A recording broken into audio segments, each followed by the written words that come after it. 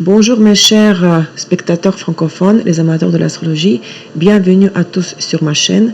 Je suis Olga Vassilchuk, je vous parle du Costa Rica, très ensoleillé. Merci pour votre temps à tous ceux qui me regardent régulièrement et je dis bien sûr bienvenue à tous les nouveaux qui découvrent ma chaîne. Mes amis, comme je le fais tous les 15 jours, j'aimerais vous présenter aujourd'hui l'analyse des transits planétaires pour les 2 semaines entre la pleine lune en taureau du 24 octobre jusqu'à la nouvelle lune en scorpion du 7 novembre 2018.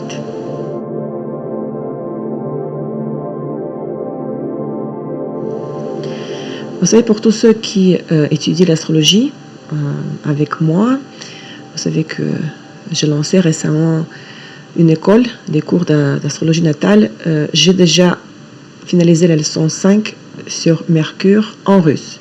Cela veut dire que durant les prochaines 7-10 jours, je vais m'occuper de la traduction de la leçon en français. C'est la leçon 5 sur Mercure, c'est un vrai bijou, je suis très contente des résultats. Donc attendez encore 10 jours maximum, vous aurez cette leçon en français pour vous les francophones.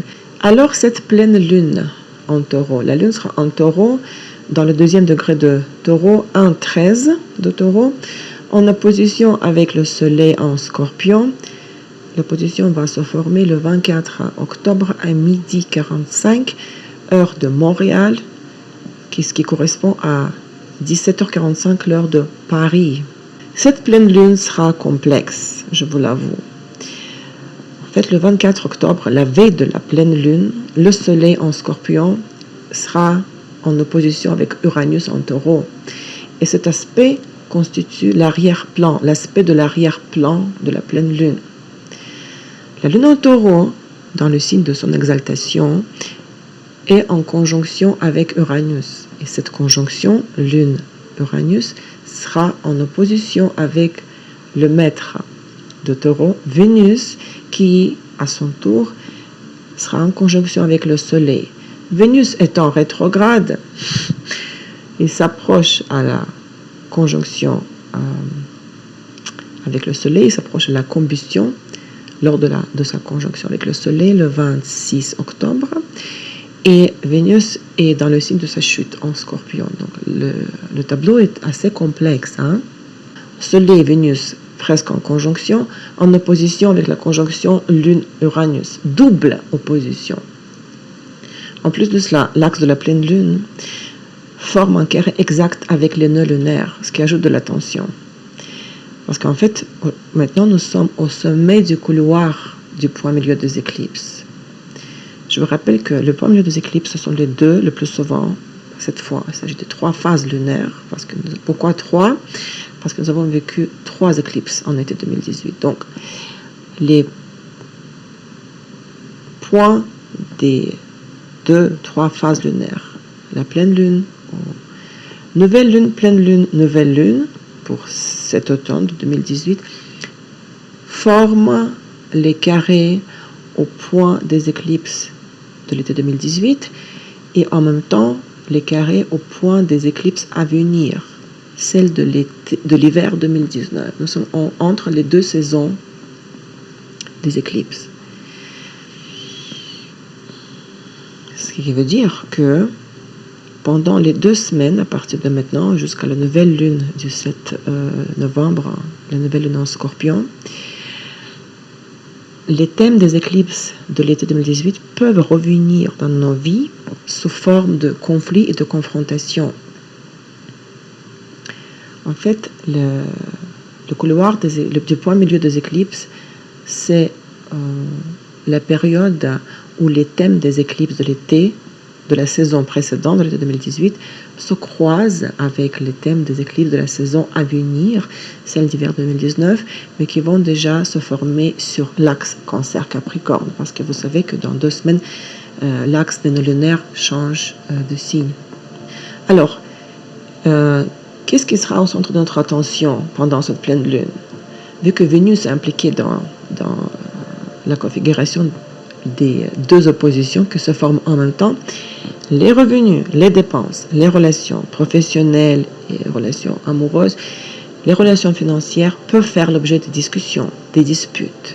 des conflits, des altercations, peuvent être l'objet de nouveaux projets de notre part aussi. Mais les nouveaux projets, nos projets que nous aimerions réaliser, parce que les énergies de la pleine lune vont être très intenses, ces projets-là vont tout simplement éclater.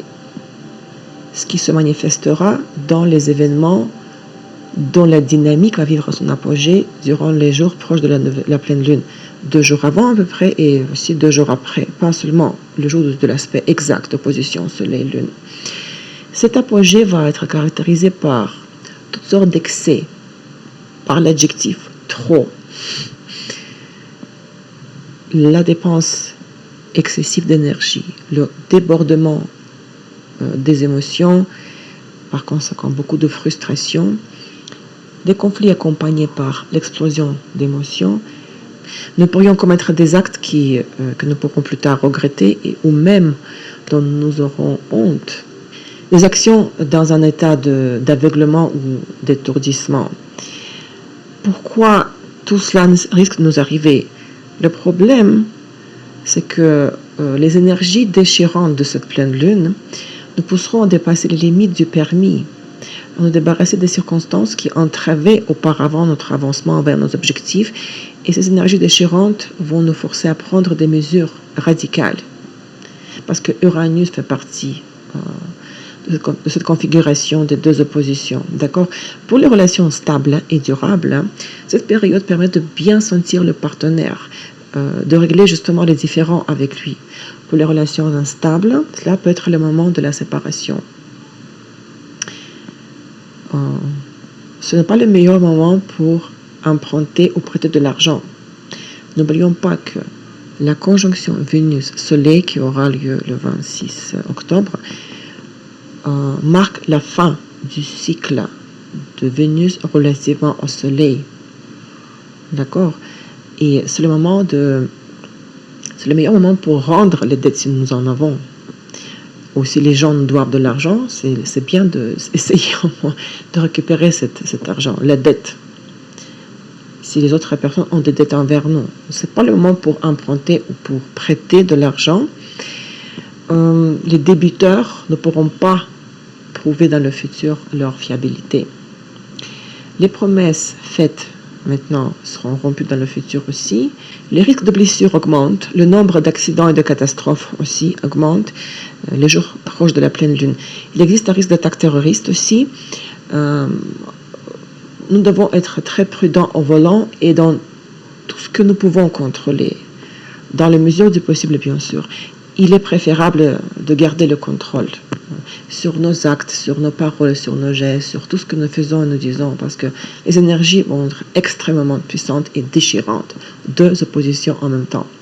Mais il y a un autre aspect, le 24 octobre, l'aspect du sextile de Vénus avec Saturne a un impact positif, bien sûr, apaisant sur la carte de la pleine lune, sur le thème de la pleine lune. Le sextile Vénus-Saturne va absorber l'attention de ces 2 oppositions. Cet aspect recommande et aide à rester réservé, calme, à ne pas succomber à des provocations émotionnelles, à chercher un compromis, à s'en tenir à ce qui a été testé par le temps. Alors, notre conjonction Vénus-Soleil, la combustion de Vénus, la fin du cycle de Vénus relativement au Soleil. Je vous rappelle que la boucle rétrograde de Vénus a commencé le 3 septembre et le 26 octobre va marquer le milieu de la phase rétrograde et le milieu de la boucle rétrograde de Vénus et, comme je viens de dire, la fin du cycle de Vénus relativement au Soleil. Donc, depuis le 3 septembre jusqu'au 26 octobre, nous avons résumé, j'imagine c'est ce que vous avez fait, les scénarios de vie, les scénarios passés de vie relatifs au sujet de Vénus, la relation de partenariat, la gestion des finances. Et en fait, après le 26-27 octobre, jusqu'à la fin de la phase rétrograde de Vénus, le 16 octobre, et encore rajouté à cela encore 2 semaines pour terminer, pour sortir totalement, complètement de la boucle rétrograde de Vénus. Ça sera le temps de la formation de nouvelles tendances dans les relations de partenariat et dans nos relations avec les finances. Donc, les jours proches du 26-27 octobre seront au centre de notre attention. C'est une sorte de nouvelle lune, conjonction Vénus-Soleil. Durant la première moitié de la boucle, depuis le 3 septembre jusqu'à la fin du cycle Vénus-Soleil, nous avons vu comment nos anciennes valeurs, nos besoins et motivations sont morts, ont terminé leur existence, et à partir de 26-27 octobre, nous allons rechercher de nouvelles motivations, de nouveaux motifs, de nouvelles raisons et motivations pour construire nos partenariats et nos relations avec les finances dans le futur. À partir de la conjonction Vénus-Soleil, ce sera le début du nouveau cycle de Vénus relativement au Soleil. La conjonction Vénus-Soleil, ce sera la journée de la réceptivité émotionnelle accrue, la journée pleine d'énergie créatrice, créative, énergie active. Le besoin d'expression de soi dans la sphère romantique va être manifesté. Cependant, il convient de veiller à ce que l'expression de soi ne se transforme pas en narcissisme et ne repousse pas le partenaire. Nous risquons de vivre cette surestimation de nos forces. Dans un métier créatif, vous êtes artiste par exemple, et dans l'amour, en amour aussi. Surestimation de nos forces. Donc je vous rappelle que la phase rétrograde de Vénus, qui durera entre le 5 octobre jusqu'au 16 novembre, ramènera à la surface les contradictions et conflits personnels non résolus. Et elle pourrait également causer des pertes financières, des investissements ou des achats infructueux. La phase rétrograde de Vénus, c'est la période de révision de nos valeurs et des règles du jeu dans les partenariats et dans les gestions des finances. J'invite ceux qui n'ont pas vu les vidéos que j'ai faites spécialement sur la phase rétrograde de Vénus, de la regarder, vous la trouverez dans la liste de lecture sur ma chaîne. Nous avons 2 aspects harmonieux le 28 et le 29 octobre. Le 28 octobre, le Soleil en sextile avec Saturne nous offre beaucoup de contacts fructueux avec des personnes influentes, avec les supérieurs, les contacts qui seront très fructueux et dont nous avons besoin, surtout. La manifestation du résultat visible de nos efforts passés, la mise en œuvre de nos projets, c'est ce que l'aspect nous promet. C'est le temps de la prise de décision responsable, c'est le temps de l'autodiscipline et du travail sur un résultat précis. Il sera possible durant le sextile Soleil-Saturne de jeter les bases du futur succès. Le 29 octobre, Mercure, la veille de son ingression dans le signe de Sagittaire, forme la conjonction avec Jupiter, qui est aussi la veille de son ingression en Sagittaire, dans 2 semaines. Qu'est-ce que nous offre la conjonction Jupiter-Mercure? La possibilité de bénéficier des contacts avec des personnes riches ou réputées. Ce sera une excellente journée pour travailler avec toutes sortes d'informations, pour étudier, pour mémoriser quelque chose, pour réussir une entrevue et pour passer un examen ou passer un test. C'est une bonne journée pour le shopping, pour faire les achats et surtout pour acheter des objets de valeur. L'aspect révélera la capacité de la vision large du monde et créera le besoin de parler ou de réfléchir aux valeurs de la vie. Je vous rappelle que Mercure va se balader par les signes de Sagittaire et de Scorpion parce que le 16 novembre, il entame sa 3e de cette année phase rétrograde. Donc, je vous rappelle la chronologie de ces ingressions. Donc, le 31 octobre, Mercure entre en Sagittaire. Le 16 novembre, il deviendra rétrograde en Sagittaire. Le 1er décembre, il rentre de nouveau en Scorpion. Il devient direct en étant en Scorpion. Et le 12 décembre, il entre à nouveau en Sagittaire. Pendant le transit de Mercure en Sagittaire, par le signe de Sagittaire, donc le trait caractéristique de ce transit, c'est la liberté de la communication. Pendant cette période, les promesses se font facilement, ainsi que des projets grandioses aussi. Nous pouvons avoir tendance à avoir une pensée trop optimiste, une tendance à bâtir ce qu'on appelle les châteaux de sable, n'est-ce pas, et à croire facilement à la réalité des châteaux de sable des autres. Le transit favorise rencontres et les connaissances intéressantes, ainsi que la communication, en particulier avec les personnes de bonne réputation ou avec des personnes célèbres, avec les étrangers. En plus, nous pourrions nous mettre à penser au travail ou aux études à l'université, aux études ou au travail à l'étranger, ou tout simplement au voyage dans un pays lointain, dans un pays étranger que nous n'avons pas encore visité. Les aspects de transit tendus vers Mercure en Sagittaire peuvent apporter la surface de la dispersion des jugements, la surestime de nos connaissances et de nos capacités, le bavardage, le désir de donner des instructions à tout le monde et de moraliser augmente aussi. Il peut y avoir des problèmes de communication dus à l'arrogance excessive, à la familiarité, à l'hypocrisie. Je parle des aspects de transit tendu, carré opposition vers Mercure en Sagittaire. Alors, le 31 octobre, Vénus étant rétrograde formera l'opposition exacte avec Uranus. Lorsque nous vivions l'opposition Lune-Soleil, la pleine Lune, nous étions déjà dans l'orbe de l'opposition Vénus-Uranus, mais cette opposition sera exacte le 31 octobre. Je vous rappelle donc que le début du nouveau cycle de Vénus relativement au Soleil, qui a vu le jour le 26, le 27 octobre, lors de la conjonction de ces deux planètes, s'est produit presque au moment de l'opposition Vénus-Uranus, parce que pour l'astrologie, c'est un orbe qui est quand même admissible, acceptable. On peut dire que ces deux aspects se sont formés presque en même temps, parce qu'il s'agit de l'opposition avec Uranus, une planète supérieure. Donc, nous permettons un très large orbe, un orbe large. Donc,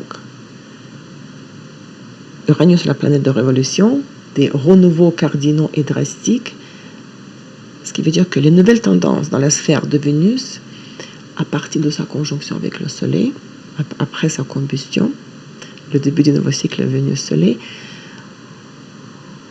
commenceront à se former à la suite des transformations profondes, à la suite du renouvellement cardinal des systèmes de valeurs et des priorités, à cause de l'opposition Vénus-Uranus, et même à la suite de la destruction irréversible des formes passées dans les sphères vénusiennes. Donc, pendant cet aspect, opposition Vénus-Uranus, les changements d'humeur sont possibles, ainsi que la dépendance du bien-être physique du fond émotionnel.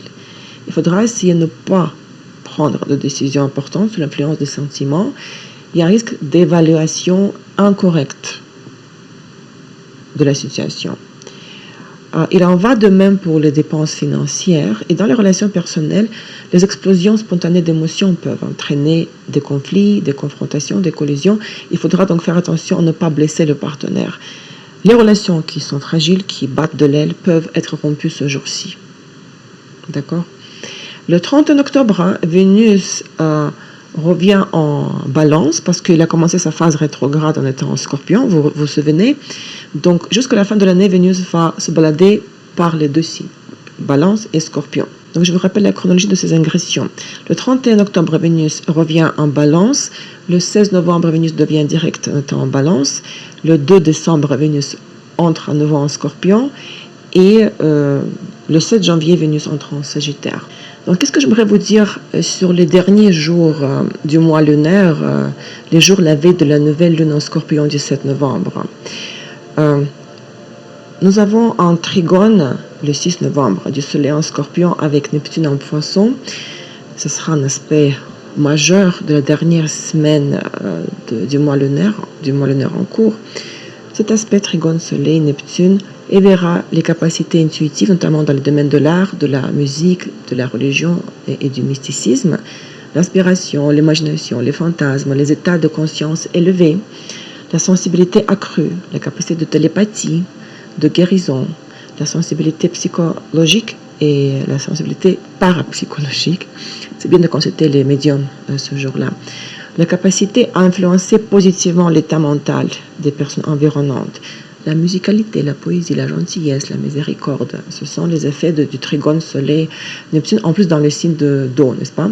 Le côté négatif de cet aspect, de cette interaction entre les deux planètes, c'est la rêverie excessive, l'idéalisme, lorsqu'on est sur un nuage, détaché de la vie réelle. Et mes amis, donc cet aspect va se fermer la veille de la nouvelle lune en Scorpion.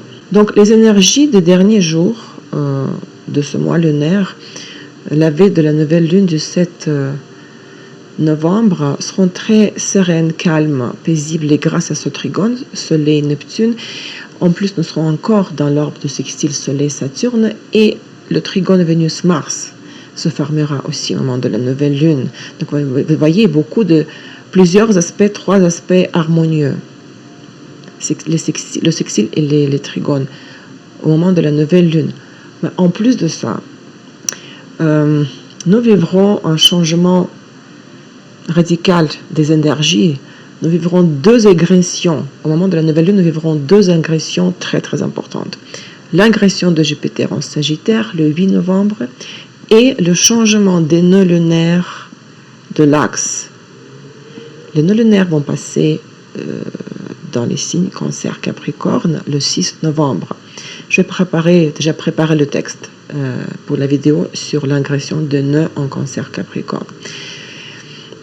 Considérant que la prochaine nouvelle lune, le 7 novembre, fermera le couloir du point milieu des éclipses,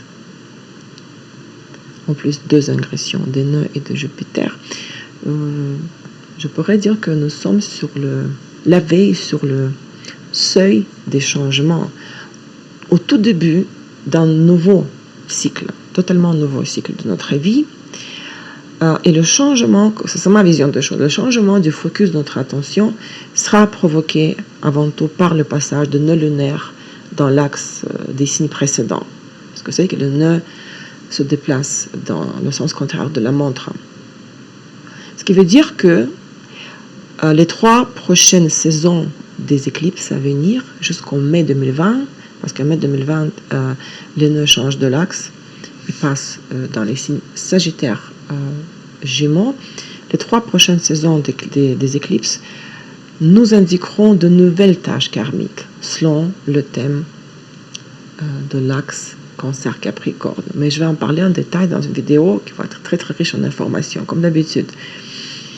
Et moi personnellement, j'ai vraiment l'impression qu'il y a quelque chose de très lourd et derrière presque.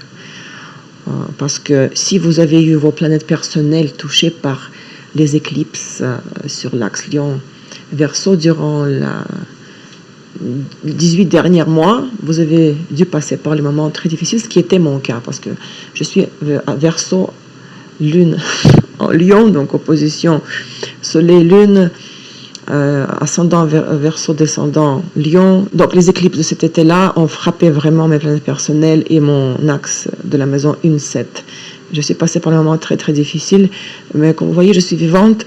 Ça m'a donné beaucoup de force intérieure, parce que j'espère que j'en suis sortie plus forte. Et j'ai vraiment l'impression que tout ça, c'est presque derrière. Encore 2 semaines, la fin de couloir du premier lot des éclipses, l'agression de Jupiter en Sagittaire, l'agression de l'axe des nœuds, d'accord, la fin de mois lunaire, donc encore un petit peu de patience. Et j'ai vraiment ce sentiment intérieur très très profond, cette conviction profonde. C'est même pas la croyance, c'est le savoir, c'est la conviction que le pire est derrière, le pire de cette année-là. Donc je prépare entre maintenant et la vidéo sur la nouvelle lune du 7 novembre en Scorpion, je prépare 2 vidéos, l'agression de Jupiter en Sagittaire et l'agression de nœuds lunaires dans les signes Cancer, Capricorne. Ceux qui s'intéressent à mon école, bienvenue. Vous trouverez toute l'information sur les leçons sur mon site web new.astroesotericpro.com. Je réponds à un message personnel dans la mesure du possible. Vous imaginez que je suis très occupée, beaucoup de choses à faire avec les vidéos pour YouTube, pour mon école, et j'ai aussi beaucoup de travail avec les clients. Merci pour votre fidélité, votre intérêt que vous portez à ce que je fais. Prenez soin de vous. Je vous aime, mes francophones. Et à très très bientôt. Au revoir.